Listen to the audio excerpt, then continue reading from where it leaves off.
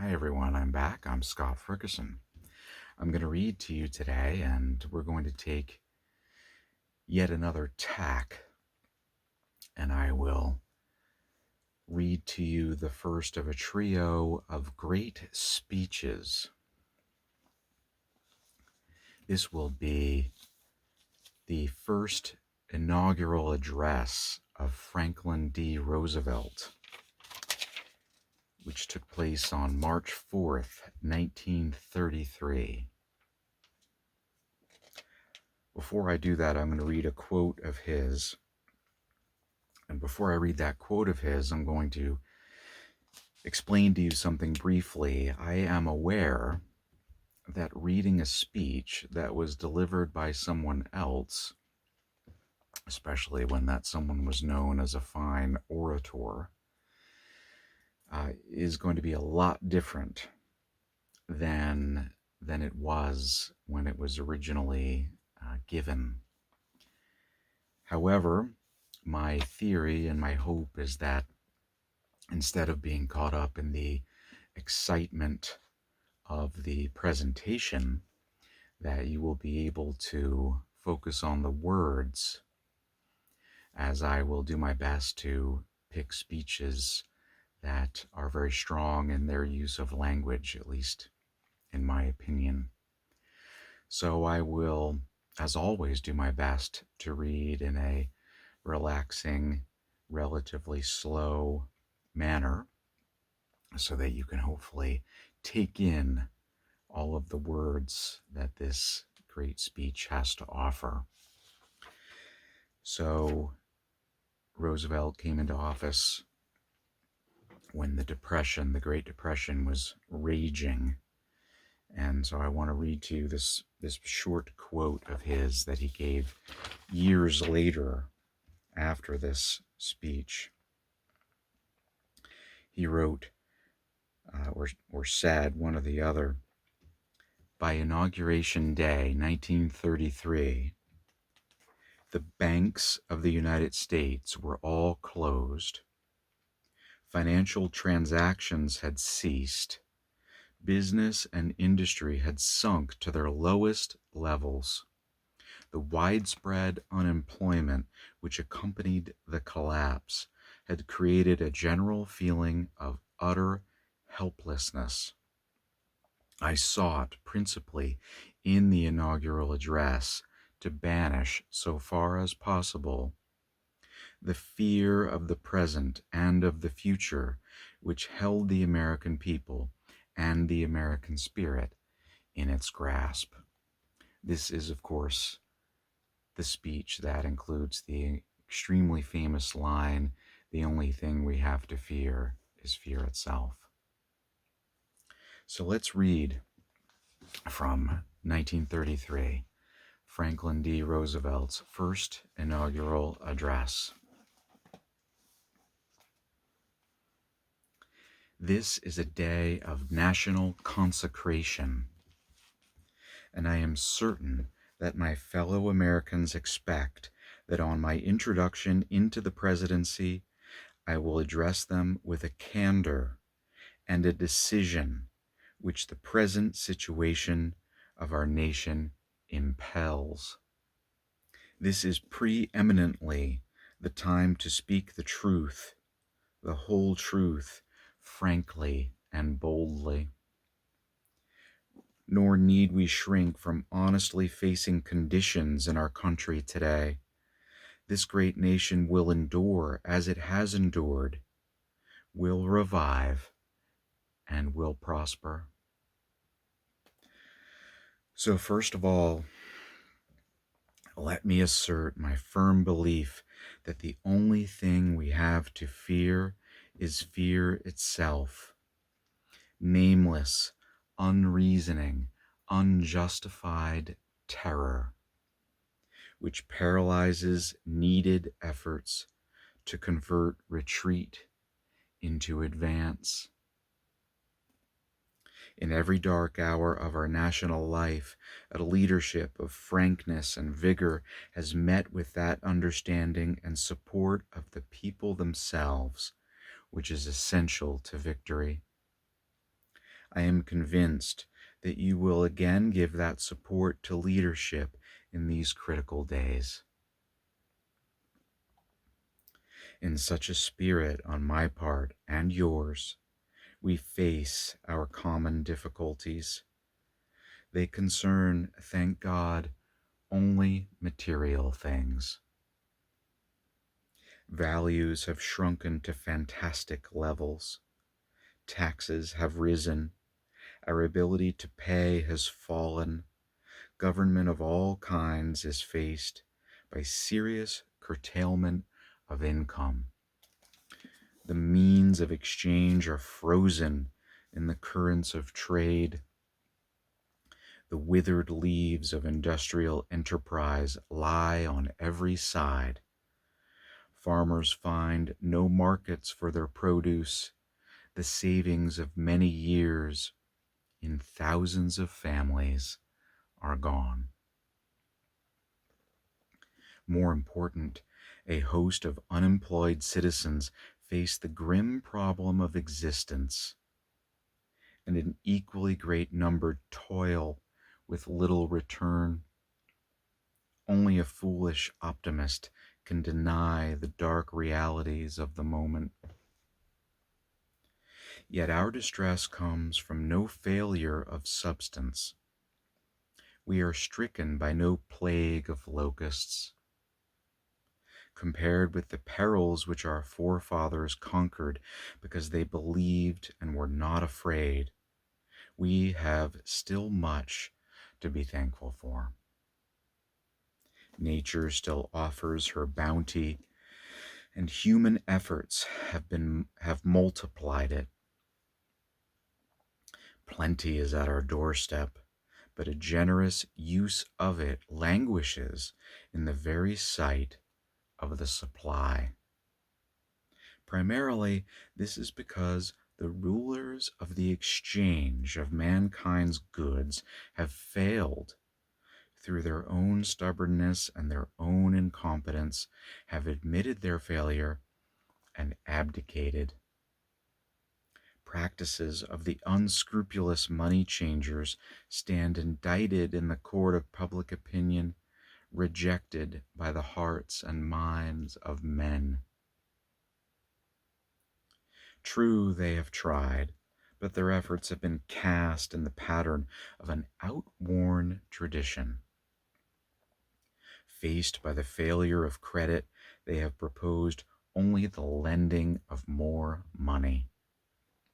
Stripped of the lure of profit by which to induce our people to follow their false leadership, they have resorted to exhortations, pleading tearfully for restored confidence. They know only the rules of a generation of self-seekers. They have no vision, and when there is no vision, the people perish. The money changers have fled from their high seats in the temple of our civilization. We may now restore that temple to the ancient truths.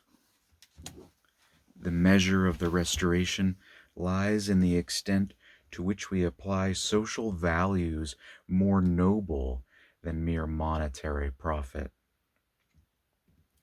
Happiness lies not in the mere possession of money. It lies in the joy of achievement, in the thrill of creative effort. The joy and moral stimulation of work no longer must be forgotten in the mad chase of evanescent profits.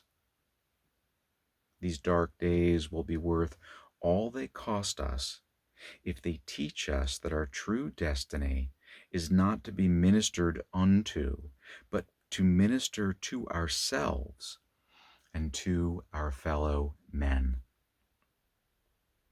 Recognition of the falsity of material wealth as the standard of success goes hand in hand with the abandonment of the false belief that public office and high political position are to be valued only by the standards of pride of place and personal profit, and there must be an end to a conduct in banking and in business which too often has given to a sacred trust the likeness of callous and selfish wrongdoing.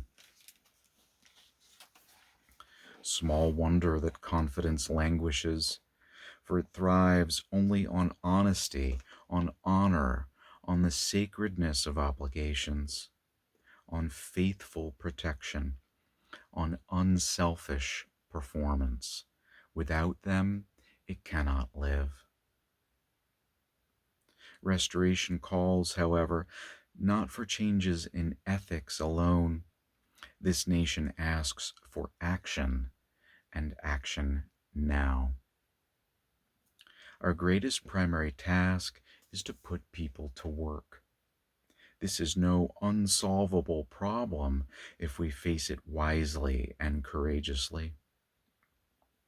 It can be accomplished in part by recruiting the government itself, treating the task as we would treat the emergency of a war, but at the same time, through this employment, accomplishing greatly needed projects to stimulate and reorganize the use of our natural resources.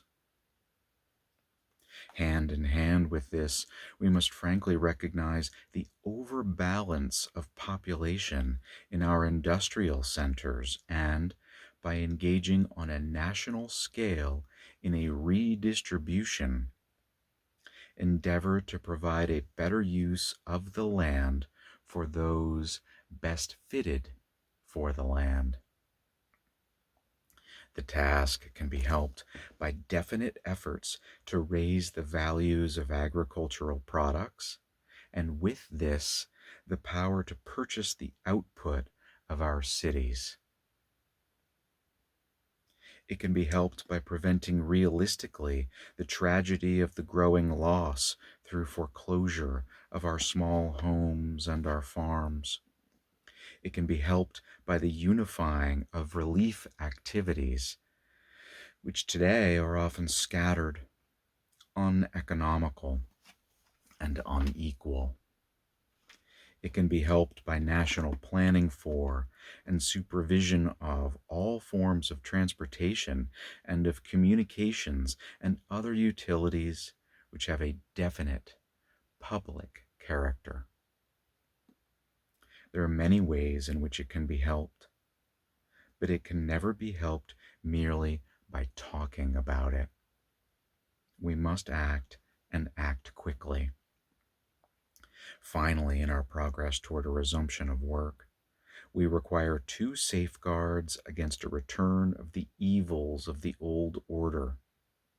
There must be a strict supervision of all banking and credits and investments.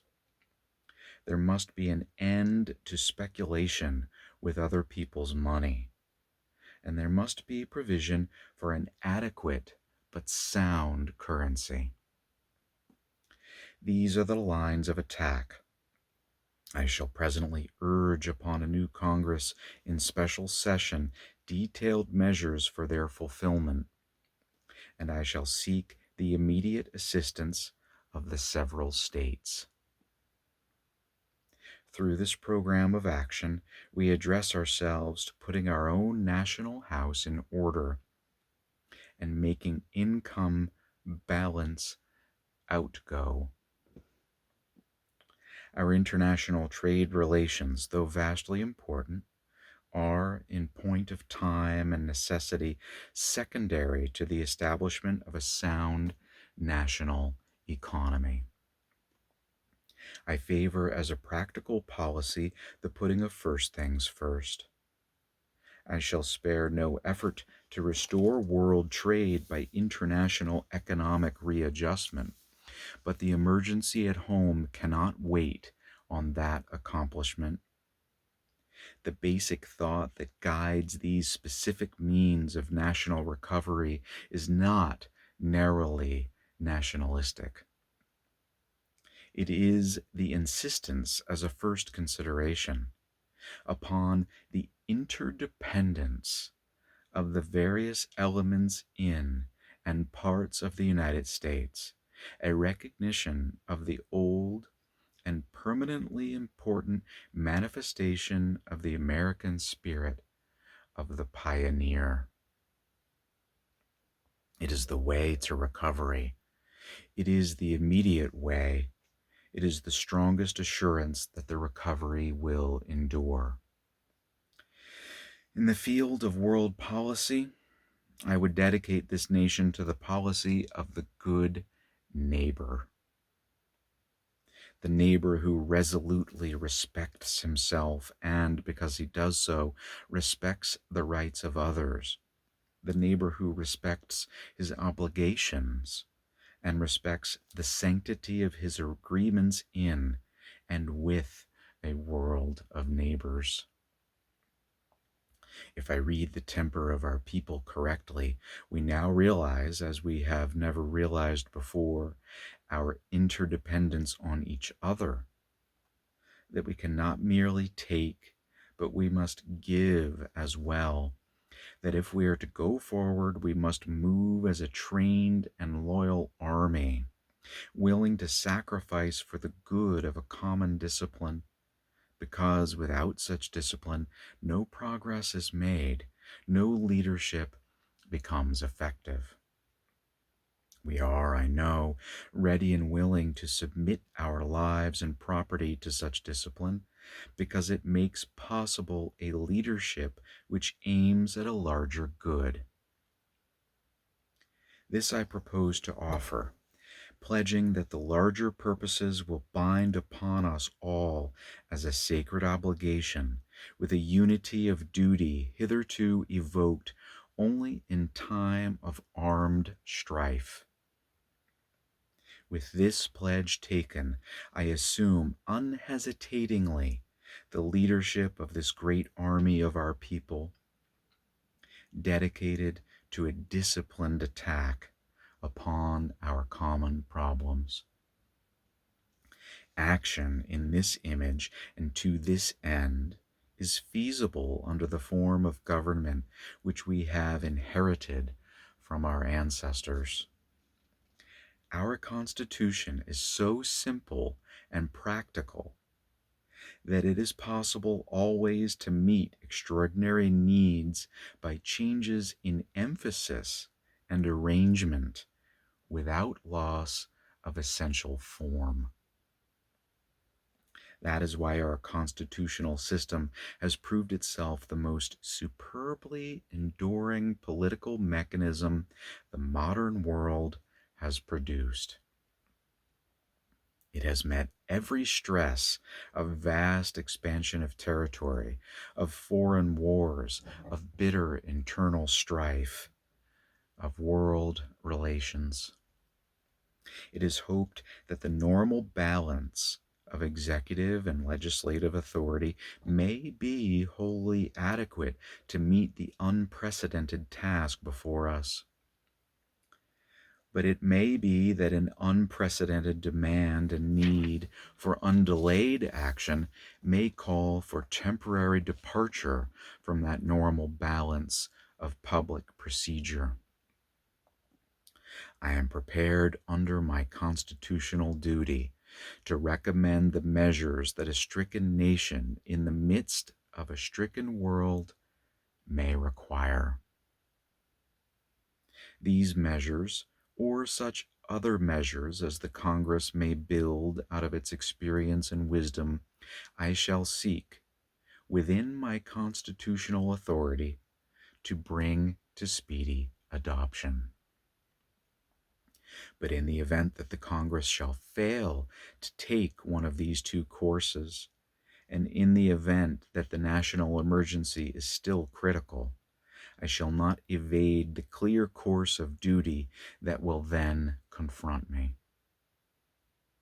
I shall ask the Congress for the one remaining instrument to meet the crisis: broad executive power to wage a war against the emergency, as great as the power that would be given to me if we were in fact invaded by a foreign foe. For the trust reposed in me, I will return the courage and the devotion that befit the time. I can do no less. We face the arduous days that lie before us in the warm courage of national unity, with the clear consciousness of seeking old and precious moral values, with the clean satisfaction that comes from the stern performance of duty by old and young alike. We aim at the assurance of a rounded and permanent national life. We do not distrust the future of essential democracy. The people of the United States have not failed. In their need, they have registered a mandate that they want direct, vigorous action. They have asked for discipline and direction under leadership. They have made me the present instrument of their wishes. In the spirit of the gift, I take it. In this dedication of a nation, we humbly ask the blessing of God. May He protect each and every one of us. May He guide me in the days to come. And that was Franklin D. Roosevelt's first inaugural address to the nation, March 1933. Very briefly, I read one of FDR's biographies, and in it, a description of FDR's major actions, especially in his first term, were described as softening the hard edges of capitalism, which I thought was an apt descriptor. But I thank you very, very much for watching and for listening.